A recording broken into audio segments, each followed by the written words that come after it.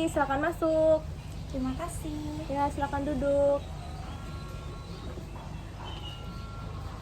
Kalau boleh tahu, ini dengan adik siapa ya? Apakah bisa memperkenalkan dirinya? Baik Bu, perkenalkan nama saya Cindy, saya siswa kelas 12 MIPA 1. Oh, Dek Cindy, perkenalkan nama Ibu Dayu ya. Bagaimana kabar kamu hari ini? Baik Bu. Oke, syukurlah kalau begitu. Ngomong-ngomong, kedatangan kamu ke sini apakah atas keinginanmu sendiri atau ada pihak lain yang menyuruhmu? Jadi begini Bu, saya datang ke sini atas keinginan saya sendiri.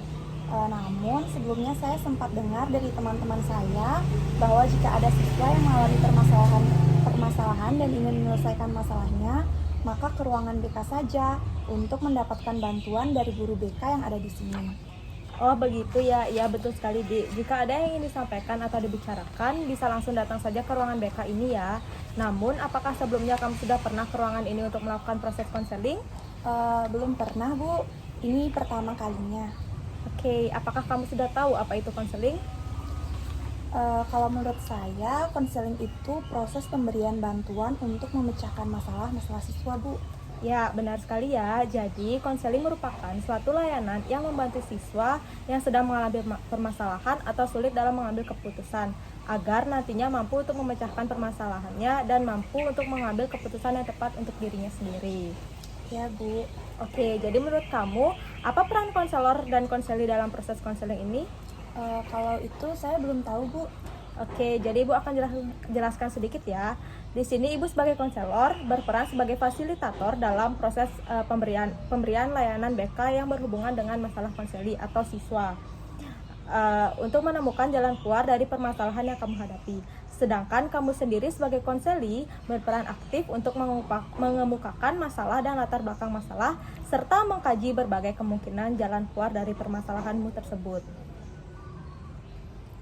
Baik Bu, saya akan berusaha aktif dalam konseling ini. Tapi saya tidak ingin kalau masalah saya ini diketahui oleh semua orang Bu. Oke, perlu kamu ketahui ya bahwa konselor sebagai organisasi profesi diatur oleh kode etik, di mana salah satu bunyi dari kode etik tersebut adalah menjamin kerahasiaan dari klien atau konseli. Jadi kamu tidak perlu khawatir sebab kami selaku konselor pasti akan merahasiakan masalah konseli dari orang lain. Terima kasih banyak Bu, saya jadi merasa lega mendengar itu semua. Ya, Ibu juga berterima kasih karena kamu telah mau mendengarkan penjelasan Ibu tentang proses konseling dan sudah mau melakukan kegiatan ini. Ya Bu, sama-sama. Oke, baiklah. Sekarang coba ceritakan apa sih permasalahanmu?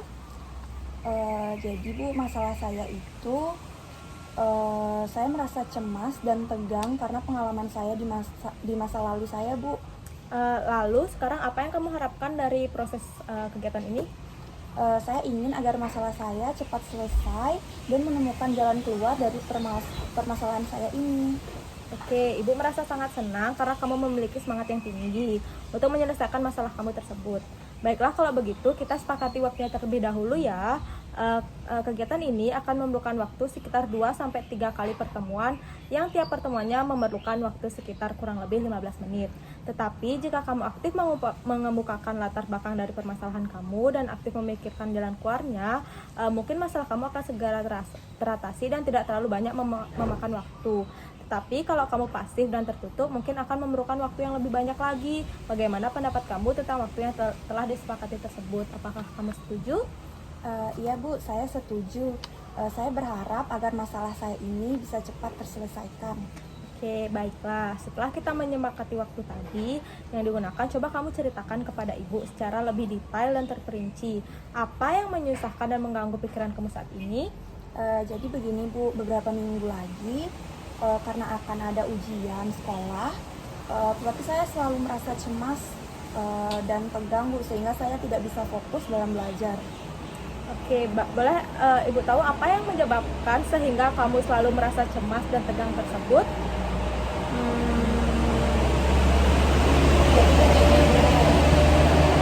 Ya, tidak apa-apa, Nak. Kamu bisa menceritakan semuanya kepada Ibu.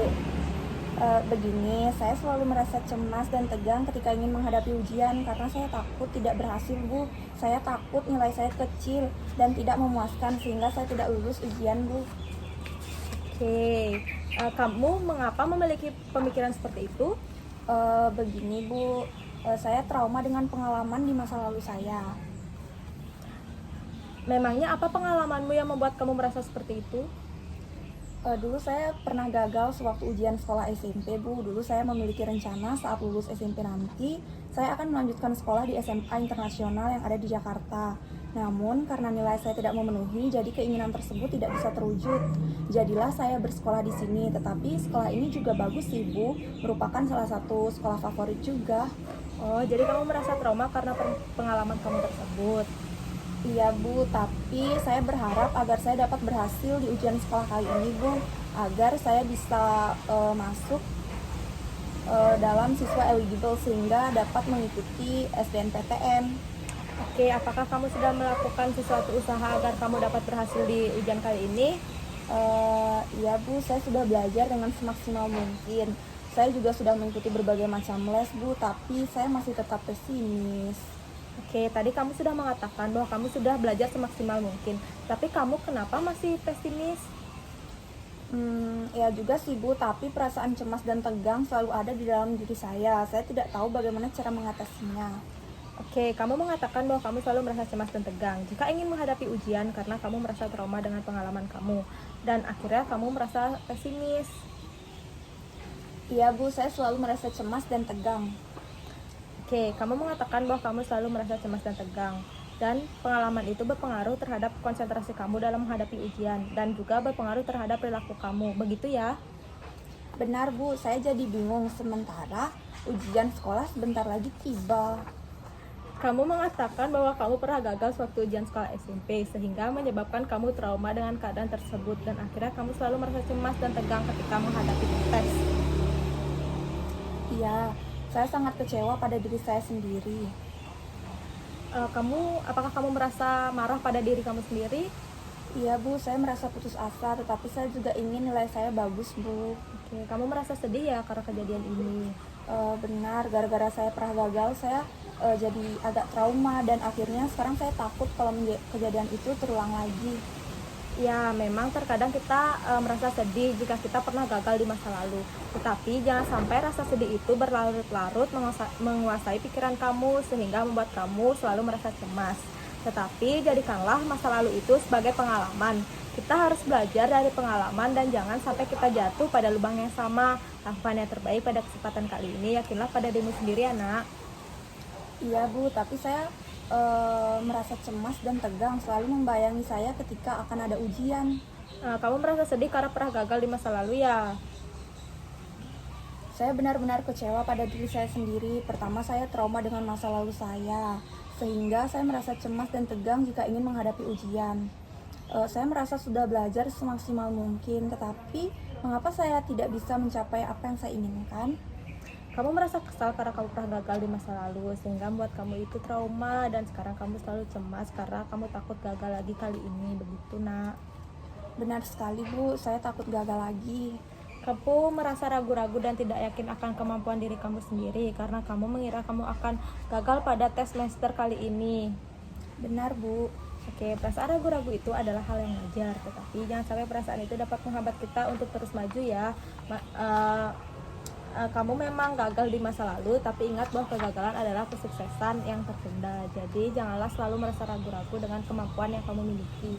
Jangan juga terus menyalahkan diri kamu sendiri atas kegagalan terdahulu. Sekarang kamu harus fokus terhadap segala sesuatu yang ada di depanmu. Tapi apakah saya bisa berhasil di ujian kali ini Bu? Tidak ada hal yang tidak mungkin selagi kita yakin dan ada kemauan untuk terus belajar secara sungguh-sungguh, semuanya pasti bisa. Baiklah Bu. Sekarang saya akan yakin dengan kemampuan saya Bu. Oke, nah usaha-usaha apa nih yang telah kamu lakukan untuk menyelesaikan masalahmu tersebut? Seperti yang sudah saya katakan tadi Bu, saya sudah belajar semaksimal mungkin dan sudah mengikuti berbagai macam les untuk ujian ini. Saya berharap agar saya bisa berhasil kali ini. Oke, bagus ya, kamu hebat karena sudah banyak berusaha dan banyak usaha-usaha yang kamu lakukan. Tentu saja, saya sangat senang apalagi kalau nilai-nilainya bagus sehingga saya bisa percaya diri mengikuti SNMPTN. Oke, bagus ya. Sekarang coba simpulkan lagi masalah apa sih jadi yang kamu alami? Saya selalu merasa cemas dan tegang karena saya pernah gagal di masa lalu, dan akhirnya saya merasa takut jika hal itu terulang kembali sehingga dapat mengganggu konsentrasi saya dalam belajar dan menghadapi ujian. Oke, kamu merasa cemas dan tegang terhadap masalah yang kamu alami saat ini ya, begitu? Iya, Bu. Oke, kalau begitu terlebih dahulu kamu hendaknya dapat menetapkan dengan jelas tujuan yang ingin kamu capai. Dalam merumuskan tujuan ini, kamu harus mempertimbangkan siapa saja yang terlibat dalam permasalahanmu ini.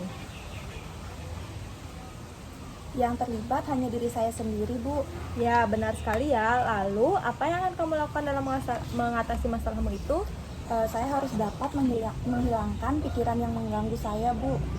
Ya, tetapi yang lebih penting adalah bagaimana cara kamu untuk menghilangkan perasaan cemas dan tegang yang ada pada dalam diri kamu sendiri.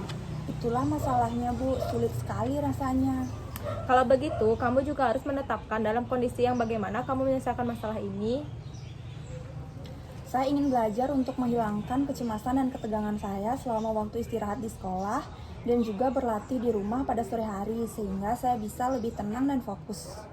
Oke, bagus. Kamu juga harus menetapkan standarnya, yaitu banyaknya latihan yang kamu lakukan, misalkan 2 atau 3 kali sehari. Saya akan melakukan latihan sebanyak 2 kali sehari, Bu. Oke, nah sekarang coba kamu rumuskan apa tujuan yang ingin kamu capai setelah konseling ini. Baiklah, saya merasa cemas dan tegang ketika ini menghadapi ujian sekolah karena saya takut gagal. Karena itu, saya ingin menghilangkan kecemasan saya. Sebagaimana ditunjukkan oleh tidak adanya perasaan cemas dan tegang pada diri saya, akan saya lakukan latihan sebanyak 2 kali dalam sehari. Oke, bagus sekali. Kamu telah merumuskan tujuan untuk mengatasi masalahmu dengan baik. Iya, Bu. Kalau boleh tahu, apakah kamu belum pernah mencoba untuk menghilangkan kecemasan yang ada pada dalam diri kamu? Sudah, Bu, tetapi perasaan cemas dan tegang tetap selalu ada dalam diri saya yang selalu membayangi saya. Saya sudah tidak tahu apa yang harus saya lakukan. Dapatkah Ibu menunjukkan cara lain untuk mengatasi masalah saya ini? Tentu saja, setelah saya mendengar cerita dari masalah kamu, saya dapat memberikan alternatif yang mungkin dapat kamu lakukan, yaitu dapat menggunakan teknik relaksasi, di mana teknik relaksasi merupakan usaha mengajari seseorang untuk rileks dengan menjadikan orang itu sadar tentang perasaan tegang dan perasaan-perasaan rileks. Kelompok-kelompok otot utama seperti tangan, muka, leher, dada, bahu, punggung, dan perut, serta kaki. Tujuan jangka panjang dari relaksasi otot adalah agar tubuh dapat memonitor sesegera mungkin semua signal kotornya dan tidak secara otomatis membebaskan tegangan yang tidak diinginkan. Nah, bagaimana pendapat kamu? Baik, Bu, saya setuju dan tertarik untuk mempelajari teknik yang telah dijelaskan tadi. Baiklah, karena kamu sudah tidak sabar untuk melakukan latihan, maka kita akan memulainya sekarang. Pada dasarnya kita belajar menguasai tegangan badan kita. Beberapa orang dapat menguasainya, tetapi pada tempat tegangan biasanya badanmu akan lebih tegang walaupun mungkin kamu tidak menyadarinya. Jika kamu dapat belajar mengenai tegangan otot dalam merilekskan ototmu, maka keadaan rileks ini dapat menolong mengurangi kecemasan dan rasa tegang yang ada pada diri kamu. Apa yang akan kita lakukan adalah membantu kamu untuk mengenali jika badanmu rileks dan jika badanmu tegang dengan sengaja menggegangkan dan merilekskan kelompok otot yang berbeda dalam badan kamu. Kita hendaknya mencapai pada titik di mana kamu dapat mengenali sensasi-sensasi yang berarti tegangan dan menggunakan ini sebagai tanda pada dirimu sendiri untuk rileks. Apakah kamu sudah mengerti? Ya, saya mengerti, Bu. Apakah Ibu bisa menjelaskan secara lebih detail bagaimana melakukannya? Ya, tentu saja. Pertama-tama saya akan menunjukkan kepada kamu sehingga kamu dapat memahaminya. Satu hal yang perlu kita lakukan sebelum memulai adalah agar kamu sedapat mungkin merasa nyaman. Karena itu kamu jangan sampai terganggu oleh sinar lampu atau cahaya. Saya akan mematikan lampu ini. Jika kamu menggunakan jam tangan, sepatu, dan perhiasan lainnya, tolong dilepaskan karena kontak lens membuatmu merasa tidak nyaman pada saat kamu menutup mata. Juga saya menggunakan kursi khusus ini untuk kamu. Kamu akan merasakan kursi yang sandarannya lurus dan kamu duduki lama-lama. Hal ini akan mengganggumu pula karena saya mempunyai kursi yang dilapisi busa yang dapat kamu pakai untuk latihan ini. Memang benar-benar nyaman, Bu. Baik, kursi itu memang benar-benar membantu. Sekarang saya akan menunjukkan kamu bagaimana kamu dapat tegang dan lalu merelakskan otot-otot kamu. Saya akan mulai dengan tangan kanan saya. Istirahat dan menunjukkan tegangan, lalu merelakskan kepalan itu kok. Konselor juga akan memberi contoh kelompok dan beberapa kelompok lainnya. Apakah contoh ini dapat kamu ikuti? Dapat Bu. Oke, ya kerjakanlah. Tapi kita akan ambil setiap kelompok otot terpisah. Pada saat kamu menggerakkan dan merelakskan setiap kelompok otot, seluruh badan kamu akan merasakan rileks. Kamu akan merasa seperti dibebaskan. Hal ini sangat penting karena terbebas dari ketegangan jauh lebih baik pada berada terus dalam ketegangan. Sekarang yang penting kamu berusahalah tetap merasa nyaman sementara ibu akan memberikan instruksi pada kamu. Apakah ada pertanyaan sebelum kita memulai? Saya ingin bertanya, mungkin relaksasi ini agak mirip dengan yoga ya Bu? Ya benar, relaksasi ini didasarkan pada ide yang sama dengan yoga, yaitu belajar meringkankan tegangan. Oke, duduklah dalam posisi yang enak ya, kita akan segera mulai. Pertama, tangan kanan kamu luruskan ke depan dan kepalkan menuju kananmu. Kepalkan dengan kuat, rasakan ketegangan pada lengan bagian bawah tanganmu.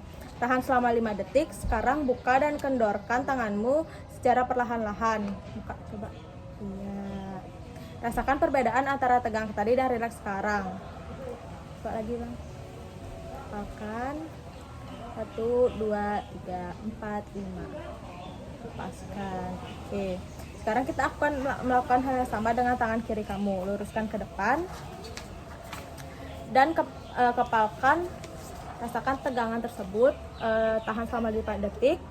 1, 2, 3, 4, 5. Lalu buka dan kendorkan secara perlahan-lahan. Nah, apakah kamu merasakan perbedaan itu? Sekarang luruskan kedua tangan kamu, tunjukkan jari-jarimu ke arah langit. Rasakan ketegangan pada pergelangan tanganmu. Tahan selama 5 detik. 1, 2, 3, 4, 5. Sekarang kendorkan. Rasakan perbedaan antara tegangan tadi dan rileks sekarang. Oke, sekarang luruskan kedua tangan kamu lagi dan tengadahkan telapak tanganmu ke atas. Kepalkan dengan kuat, bawa ke arah bahumu. Rasakan tegangan dari otot-otot bisepmu dan tahan selama 5 detik. 1, 2, 3, 4, 5. Sekarang kendorkan. Rasakan perbedaan antara tegangan tadi dan rileks sekarang. Oke, yang sekarang selanjutnya adalah angkat bahumu sampai di telinga.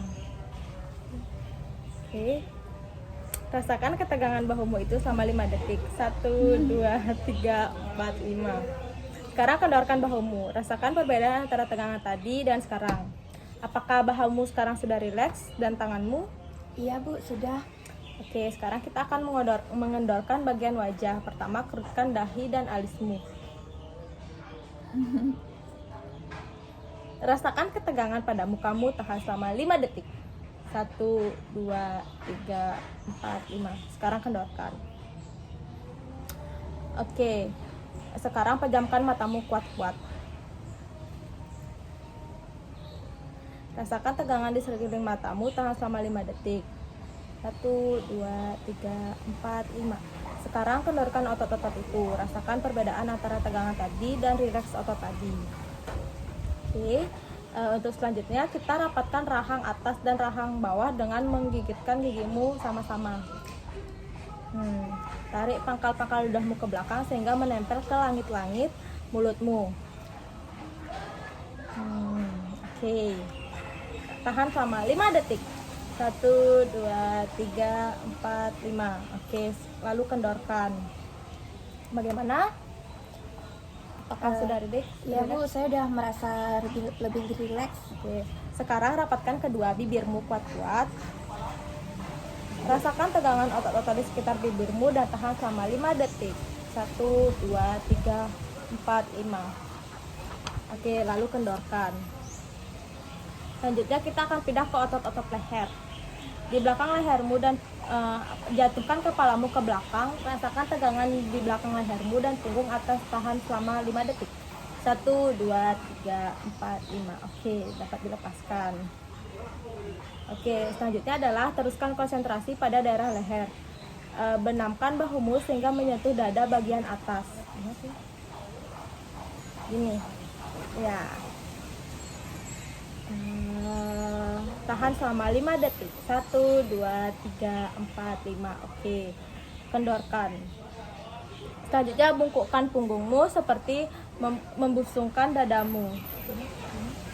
Nah, rasakan tegangan tersebut selama 5 detik juga. 1, 2, 3, 4, 5. Oke, bisa dikendorkan. Sekarang tarik perut dalam-dalam dan kencangkan otot-otot perutmu.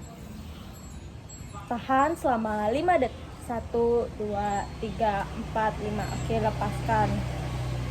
Sekarang pusatkan perhatianmu pada bagian kaki. Rentangkan kakimu ke depan, rasakan tegangannya pada otot-otot lututmu. Sudah bisa? Baik Bu, sudah. Ya, tahan selama 5 detik ya. 1, 2, 3, 4, 5. Lepaskan. Nah, sekarang kita lihat dan rasakan otot-otot mana saja dari tubuh kita yang masih mengalami ketegangan, dimulai dari kaki, betis, perut, sampai otot tangan. Jika masih merasa tegang, kita bisa mencoba melakukannya kembali. Ibu ingin Rianti memikirkan tentang skala tegangan, rileks, dan belum rileks. Katakan pada ibu di mana kamu menempatkan dirimu pada skala ini. Saya berada pada nomor 5 Bu, masih ada bagian-bagian yang saya belum sepenuhnya rileks. Baguslah, tapi bolehkah ibu tahu bagaimana kesanmu terhadap relaksasi hari ini? Saya benar-benar merasa rileks, tapi kok terkesan bertele-tele dan lama sekali ya Bu, maaf kalau saya salah. Nah, kesanmu itu sebenarnya ada benarnya karena kamu baru pertama kali melakukannya. Tapi kalau kamu sudah sering melaksanakannya, maka kamu akan merasa itu terlalu singkat. Nah, apakah kamu mengalami kesulitan pada bagian otot tertentu untuk merilekskannya? Tidak juga Bu. Oke, apa reaksimu ketika kamu memusatkan pada tegangan? Bagaimana halnya dengan relaksasi? Saya betul-betul merasa tegang dan tidak enak. Sebaliknya setelah rileks, saya benar-benar merasa kenyamanan. Ya, jadi bagaimana perbedaan antara perasaan tegang dan rileks tersebut? Bedanya sangat jauh sekali. Perasaan tegang membuat saya kacau, lelah dan tidak enak. Sedangkan rileks menyebabkan saya merasa enak dan tidak tegang Bu. Baik, sekali kamu telah memperoleh banyak kemajuan, tetapi relaksasi seperti itu, keterampilan lainnya memerlukan lebih banyak latihan lagi. Jadi kamu harus lebih banyak berlatih ya. Baik Bu. Oke, rupanya waktu kita sudah hampir habis ya. Untuk itu mari kita manfaatkan waktu yang tinggal sedikit ini. Iya Bu. Sebelum kita mengakhirinya, Ibu ingin kamu mengungkapkan kembali pokok-pokok hasil pembicaraan kita tadi. Baiklah, saya harus melakukan teknik relaksasi ini untuk menghilangkan kecemasan dan ketegangan yang ada pada diri saya, sehingga saya dapat merasa rileks dan saya juga harus banyak berlatih Bu. Oke, bagus sekali ya. Rupanya kamu sudah paham bagaimana perasaan kamu sekarang. Sekarang saya merasa benar-benar rileks Bu. Kecemasan dan ketegangan yang ada pada diri saya sudah mulai berkurang. Oke, baguslah. Sekarang Ibu akan meminta kamu untuk melakukan latihan ini di rumah 2 kali sehari sekitar 15 sampai dengan 20 menit setiap harinya.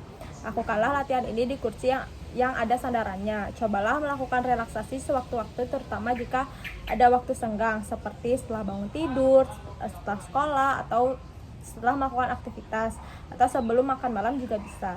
Cobalah untuk menghindari gangguan seperti bunyi telepon dan orang-orang yang ingin kamu ketemui.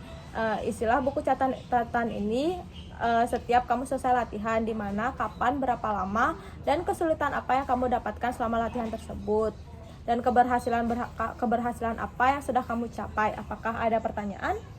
Saya sudah paham Bu, dan saya akan laksanakan. Oke, agar kamu tidak lupa akan pokok-pokok hasil pembicaraan kita tadi, Ibu sudah membuat catatan pokok-pokok ringkasan pembicaraan kita hari ini, dan ini kamu bisa bawa pulang juga setelah sesi konseling ini, dan jangan lupa untuk dipelajari ya. Wah, terima kasih banyak Bu.